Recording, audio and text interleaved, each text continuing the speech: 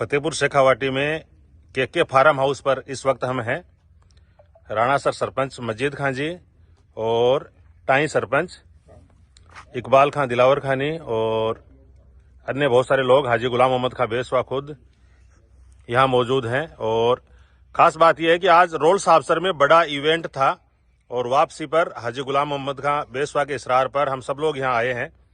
और इसके साथ एक बात ऐड ये हो गई है कि हम सब के अजीज संघर्ष के पर्याय ठाकुर शमशेर भालू खां को राजस्थान प्रदेश कांग्रेस कमेटी सेवा दल में एक नई जिम्मेदारी मिली है।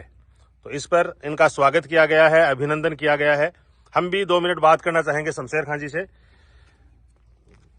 क्या जिम्मेदारी मिली है और अपने ख्यालात का इजहार आप किस अंदाज में करना चाहेंगे शमशेर खां? सबसे पहले तो मैं फतेहपुर के सभी साथियों को शुक्रिया अदा करता हूं कि आपने मुझे इज्जत बख्शी। दूसरा ये है कि पार्टी से तो हम जन्म से जुड़े हुए हैं। मेरे वालिद साहब विधायक रहे हैं, मेरे बड़े भाई साहब हैं वो जिला के महासचिव हैं। प्रदेश लेवल पे हमें ये पहली बार जिम्मेदारी मिली है और इंशाल्लाह इस जिम्मेदारी को बखूबी निभाएंगे। ये पद बड़ा नहीं है, पद पे काम करने वाला आदमी बड़ा होता है और जो काम करने वाला होता है पद को बड़ा बना देता है। इंशाल्लाह आपको काफी दिनों बाद सेवा दल का एक नया रूप देखने को मिलेगा जिसमें टोपी गायब हो गई थी। इंशाल्लाह हर सेवा दल के आदमी के पास आपको 24 घंटे कोई न कोई जिले में आपको टोपी वाला मिलेगा। और जो संजय गांधी का सपना था, महात्मा गांधी का सपना था कि सेवा से ही मानव का कल्याण हो सकता है। ठीक है, सेवा से मानव का कल्याण हो सकता है और टोपी वापस गायब हो गई थी, आप ऐसा कह रहे हो। लेकिन चूरू से लंबे टाइम से कांग्रेस गायब हो गई है। आप चूरू से आते हैं, शहर से या शहर के नजदीक से, इस पर बताओ साहब। देखो, चूरू से कांग्रेस गायब नहीं है, कभी नहीं हुई। पिछला चुनाव हम सिर्फ 1850 वोटों से हारे, अब की बार हम 7000 वोटों से हारे हैं। और आप देखेंगे कि राजेंद्र सिंह जी राठौड़ साहब जितनी बार जीते हैं वो 5000 से 6000 वोटों से जीते हैं। लेकिन मैं ये नहीं कहूंगा कि उन्होंने बेईमानी की, क्योंकि चुनाव होता है, चुनाव में सब पैंतरे आजमाए जाते हैं।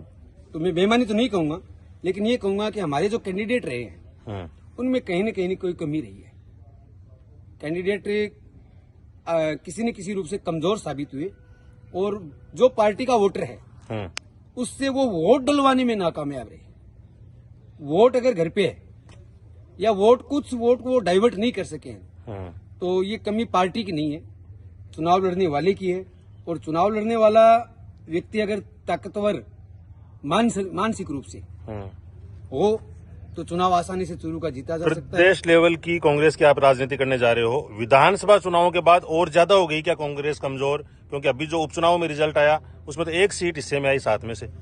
नहीं, कांग्रेस कमजोर नहीं हुई। भाजपा ने अपनी शक्ति का और अन्य जो शारीरिक जो सरकारी मशीनरी होती है उसका दुरुपयोग करके दबाव की राजनीति से चुनाव जीता है।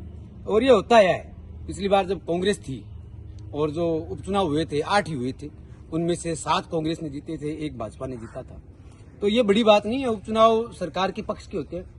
माइनॉरिटी ने बगावत कर दी, ये एक बड़ी दुख की बात। माइनॉरिटी ने बगावत कर दी कई सीटों पर, ये देखने में आया। तो परंपरागत वोट बैंक खिसक रहा है क्या? अलवर और झुंझुनू में अल्पसंख्यक समुदाय ने कांग्रेस को वोट कम दिया, ये सत्य है।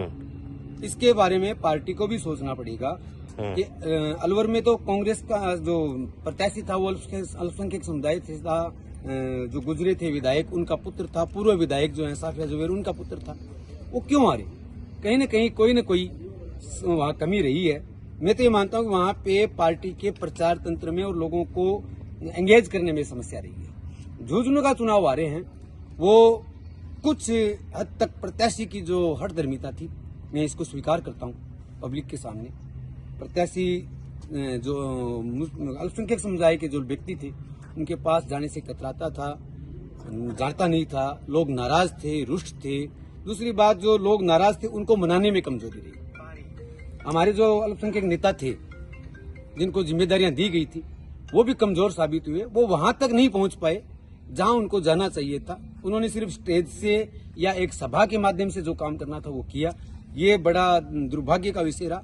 उनको जो नाराज लोग थे उनको मनाना चाहिए था। ये कहा कि ये इसके पास क्या है, इससे फर्क नहीं पड़ता। बहुत फर्क पड़ता है। एक एक आदमी महत्वपूर्ण है, एक नाराज होता है तो 10 नाराज होते हैं। लास्ट सबको मनाना मेरा यही खास तौर से राजस्थान में अल्पसंख्यक समुदाय है, इसमें अपनी कांग्रेस की जो ढीली पकड़ हो रही है इसको मजबूत करने का प्रयास करेंगे और सर्व समाज को साथ लेते हुए आगामी रणनीति बनाएंगे और उम्मीद करता हूं कि शानदार परिणाम आएगा आने वाले वक्त में और कांग्रेस की सरकार आने वाली है, ये इसमें कोई दो राय नहीं है।